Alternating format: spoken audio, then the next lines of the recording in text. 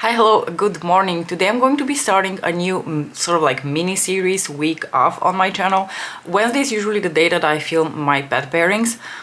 I hope that you're not going to be too disappointed, but this week we're going to forgo the pet pairing in favor of this week off. And I think towards the end of the week I'm going to finally do my February and March roundup and empties, and I still have to film my bougie lipstick roundup video. So I've got a lot of YouTube work lined up for me in the Easter weekend. But this little mini series, as you've already seen from the title, is going to be centered around the Guerlain Ombres G quads. Why am I doing this mini series? Probably not going to be a surprise to any of you if you've been around my channel. But this is a little bit as a nostalgic trip down memory lane, looking back at the glory days of these Guerlain Ombres G quads, because as a lot of you will know, I've been raving about these quads ever since they were released, more or less. And I've been very disappointed in the past year that Guerlain has sort of seemingly permanently changed the formula. So I have 4 of the original 6 quads that were released, so the 4 that are still in their core line. There are a total of 6 quads in their core line and I have 4 of them. There have been some limited editions here and there, I don't have those, and there have been some new quads. I'm going to touch upon this in a second. But the quads that you're going to see featured in this series are going to be Exotic Orchid, Royal Jungle, which was the one that started it all. This was my very first one. Then we have my newest one. This is Metal Butterfly, which is gorgeous. And last but not least, we have the stunning Imperial Moon. So what is special about these 4 quads is that they're still in the original baked formula from Guerlain. As you can see, you can very easily recognize by the lack of metal pans around the eyeshadow, as well as the sort of like raised baked looking texture of these eyeshadows, that they are not a regular eyeshadow formula, which is exactly what has happened with their newer quads. Ever since the spring of 2023, when they released their denim quad, which was a limited edition quad, we haven't really seen this baked formula make a comeback. And I've been waiting and waiting for them to release something in that baked formula, and they just keep releasing quads that have boring as matte and satins basically. They don't really have any sort of like metallic textures in there. At least from what I have swatched and what I have seen, they're just satins and mattes. They're gorgeous satins and mattes. I swatched them in store, but they're nothing like the baked formula. And I kind of like mourn the days when they still had this gorgeous formula, because these are outstanding to me. I think the closest thing that I could compare them to are the wet and dry formula from Tom Ford. However, the Tom Ford baked formula, the Tom Ford wet and dry formula, is just one formula across all the 4 eyeshadows in his palettes, whereas in here you're actually getting quite a variety of different textures within the same formula. So for example, I'm just going to give as an example Royal Jungle here. Royal Jungle has all the 4 different types of textures that these quads could possibly have. You have this more sparkly, toppery kind of shade, this more like satiny metallic formula over here, and then this is what I call their latex creamy matte formula. It is just such an interesting formula. It's not going to be for everyone. I personally really enjoy it, but you're not going to get this kind of variety of textures in the wet and dry formula. They are all the same formula, unfortunately.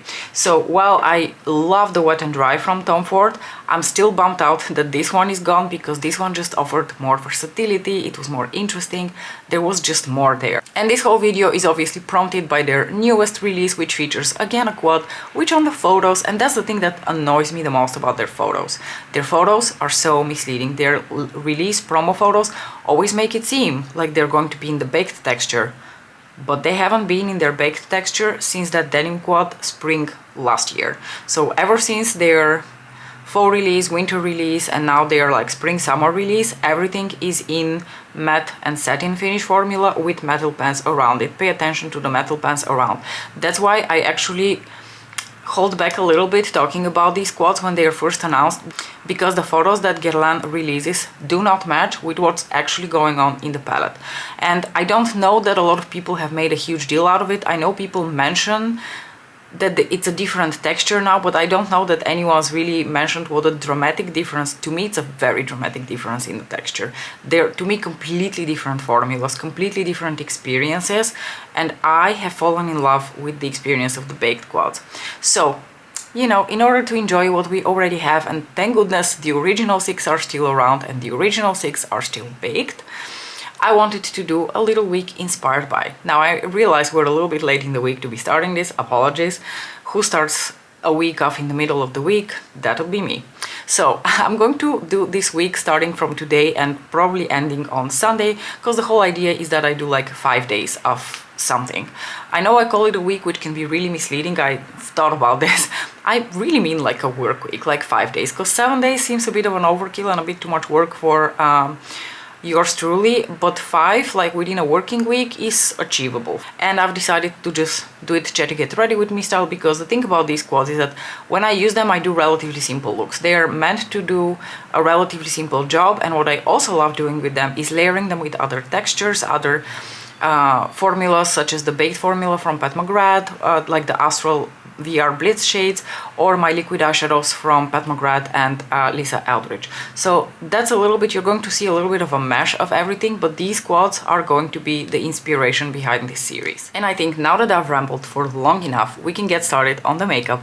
I'm going to finally take a different eyeshadow primer. Look at that, I finished the Inglot one. I'm going to do now the Urban Decay Primer Potion, which is one of the OGs, and I used to have this in my collection over a decade ago, and I haven't, well, maybe a decade ago was the last time that I had this in my collection. And I have to tell you, while it is a very nice eyeshadow primer, I absolutely hate the packaging. I don't like squeezy tubes with the little applicator like this, because I feel like there is so much product left behind. It is so difficult to get out, and I'm just not a huge fan.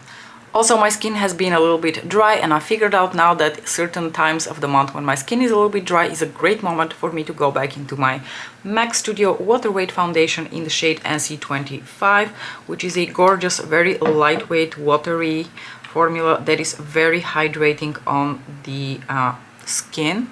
I wore it yesterday because the previous few days I noticed that, especially around my cheeks here, my skin is super dry, and I think that tends to happen during, you know, the time of the month when things happen for women. The thing that I keep forgetting about this formula though, it is very liquid, and I absolutely hate the little dispenser that it comes with. So yesterday I had my beautiful new black shirt, the one with the really nice neckline on it. And as I was applying my foundation, some of it spilled on my shirt. Tragic. And then I ran to wash it off immediately, and I lost so much time in the process that I was really, well, I wasn't really late for a meeting, I was just a few minutes late for a meeting, but I just went to do my makeup fully comfortable that I have all the time in the world to do my makeup, and then bam, foundation spills on my clothes. Taking my Dior Skin Correct in the shade 1N as usual to conceal underneath my eyes. I wonder what your thoughts are on these Guerlain Ombres G quads. I know some of you will be just as disappointed as I am, and others amongst you probably don't really care, and I actually know a couple of you didn't care that much for the actual baked formula from Guerlain. So opinions can differ quite a bit on this formula. Personally, I'm super in love with it, and I think it is literally the best luxury eyeshadow formula currently on the market, but I know not all of you have had these experiences. So I think it is very important to share with each other what we do like and what we do not like about this formula and these eyeshadows, so that when other people read through the comments, they can make up their mind on whether that formula would work for them. Because I'm here raving about it, but I have my personal preferences, my personal perspective on it, and then people get carried away in my enthusiasm. They buy these quads and they are either disappointed or not as wowed as I am. So I think it's really important that you guys share your experiences in the comments below, so that others can benefit from that. I don't know what's up with all the hand gesticulations today, excuse me. I'm going to take the Charlotte Tilbury Airbrush Flawless Finish Powder to set the foundation. We gotta look our best, because later throughout the day I've got a parent-teacher conversation. It's a very strange time of the year to have these. I'm usually used to these being like end of the school year or something, but now they're doing it mid of the school year, which is fine, but it's at the very end of the day, so we gotta look presentable. I'm going to quickly do my brows, but because it's a really boring step, I literally always do the same thing. I'm just going to speed through it.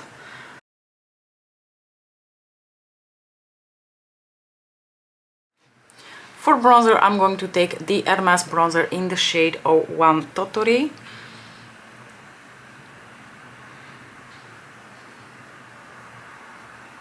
Oh, speaking of Hermes, my obsession with their lipsticks has reached somewhat unhealthy levels of... We have a very unhealthy relationship with Hermes lipsticks, because after scoring whatever I could score on their website, I went on Vinted to look for older limited edition releases, so I bought a trio on Vinted. The trio arrived just yesterday, and essentially I got one of the lipsticks for free. The person who was selling them was selling 3 for the price of 2. And I was very excited about it, but now that I have the lipsticks, and the problem with Hermes lipsticks is they're not like super popular, so you're not going to find too many swatches, and especially not too many lip swatches on people. And like older limited edition releases are even more difficult to find than their regular line.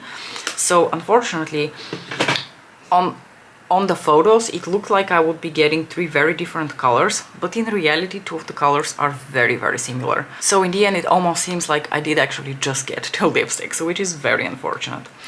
I'm going to take the Chanel blush in the shade Beige et Coral, which is a limited edition release for fall 2023. I think it will fit my shirt perfectly, and my vest as well. I haven't really worn the lipsticks out and about yet. They're all, well, no, 2 are very summery colors like coral reds, and the 3rd shade is sort of like the beige version of Kitten Mischief from Lisa Eldridge, which I think is a gorgeous color and I'm going to get a lot of use out of. The 2 coral shades are the disappointment, because it seemed like one of them would be a straight up coral and the other one would be like a red coral, but they're so similar to each other that if I put them like half in half on my lips, I can barely tell the difference. So I don't really know whether she was selling the trio as it is or it was sold like this, and I asked her how, like from what year these are or when she bought them, and she said last year. Online it seems like these are an older limited edition release, but like I said, it's very hard to find information about these. I'm going to use the Nabla Privilege Skin Glazing Powder to highlight. I'm kind of holding out hope that once I start using the lipsticks, I will be able to tell the difference between them a bit better and maybe decide which one I want to keep. I don't know that I want to keep both of them because, like I said, they're so similar to each other. But if I start wearing them, I will at least have the option to test throughout the day how I feel about each color and which one I prefer, because one of them is just a hint lighter and a hint brighter and it has a bit more white pigment to it. So I expect that's going to be the one to go first, but I'm not quite sure yet. So I will just, I will show them to you for sure at some point, and I will wear them in my daily life to decide which one I want to keep. But it's just a little unfortunate that I bought 3 lipsticks being so proud of myself that I got one of them for free, and then life played a cruel joke on me. I'm going to set the powders on my face using the Airbrush setting powder from Charlotte Tilbury on my sponge. So the quad that I'm going to focus on today is going to be Exotic Orchid, and the first thing I'm going to do is I'm going to go back and forth between the red shade and the warm brown, and I'm going to just apply that here in the close to the lash line for a little bit more definition. But neither of these shades is really dark, so it's not like it's really going to do that much, but it's just going to give like a hint of depth, which is what I'm going for.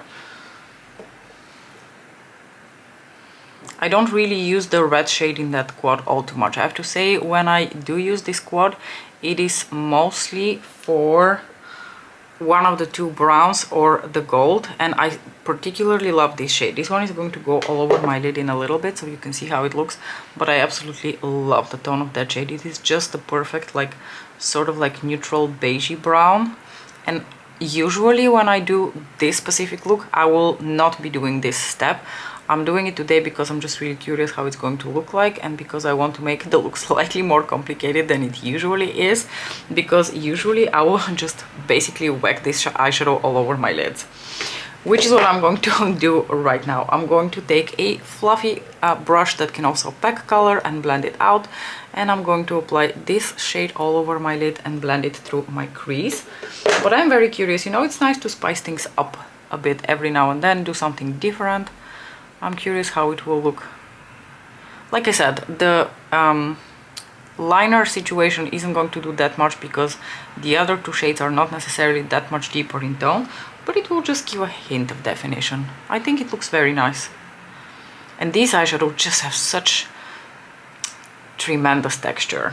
I don't know if one can describe a texture of an eyeshadow as tremendous, but here I am describing it as tremendous. They're so easy to blend out, so flattering on the lid. Just the absolute easiest formula. These satin textures are not ones that are going to work with the glitter glue, so I don't recommend you try that. I think in these quads, the sparkly shades, the ones that look a little bit more flaky and more glittery, are the ones that would benefit from glitter, but from a glitter glue. But don't try that with the matte or the satin formula, because it's not really going to do anything. If anything, I think it's just going to ruin your experience, so I wouldn't recommend it. Now on my lower lashes, I'm going to make actually a mix of these two shades.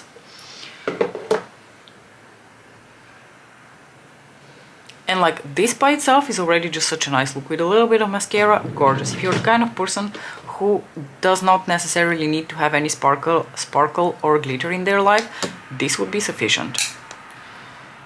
Obviously, if you've met me, that would not be me. But I'm going to take a tiny bit of glitter glue. This is the NYX one. And actually I'm going to apply this, to your surprise, only on my inner corners, because I'm going to whack the gold shade there, and the gold shade really does benefit from a bit of a glitter base to it. And also my inner corners, being quite watery, always benefit from a bit of extra primer there. So now I'm going to take the gold shade, and that's going to go in my inner corner. And then of course we're going to put a bit of sparkle over top of that satin brown shade. This is not necessarily the most brightening gold for my inner corners, but it will do the job. What I love doing with this brown shade from the Guerlain quad is I like to put the absolute smallest fairy dusting of Rosefire Nectar from the Voyeuristic Vixen quad from Pat. And I like to apply just a tiny bit. I take a little bit on my finger, and then I try to just dab it on a few times on both lids, and then I use my finger to sort of like distribute the product across the lid so that it looks like a very sparse fairy dusting all over that brown shade, and it just creates the most beautiful effect. Every time I wear this look, I get compliments from my colleagues for it. It is simple but so beautiful and so effective. The Seamless Glide Pencil in Burnt Umber from Lisa Eldridge is also the perfect waterline touch for this look. It's what I always do when I do this look. Also, Burnt Umber is my most used of my Lisa Eldridge liners, because it is already like, I've already used up about 1/3 of it, I want to say. Okay, I'm going to lightly set the brown from Lisa Eldridge in my waterline with a bit of powder. That's something that I always do because I have relatively watery eyes. Like, not the worst, but you know, they do tend to water a bit, and I think the powder, setting with the powder, just helps a tiny bit.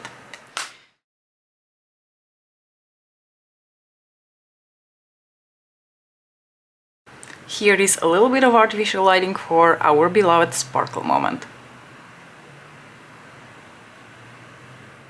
I absolutely love how this look turned out, from the eye look to the lipstick, and the lipstick just had to be something in the cinnamon category. And for today I actually chose one of my new Prada lipsticks.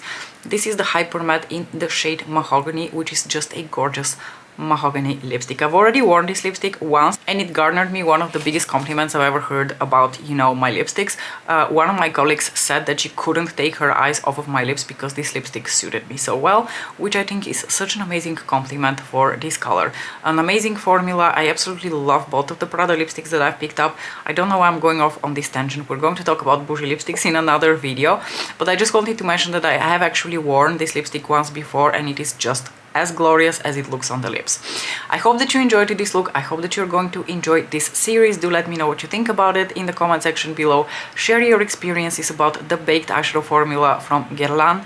And thank you so much for watching. I'll see you again tomorrow. Bye!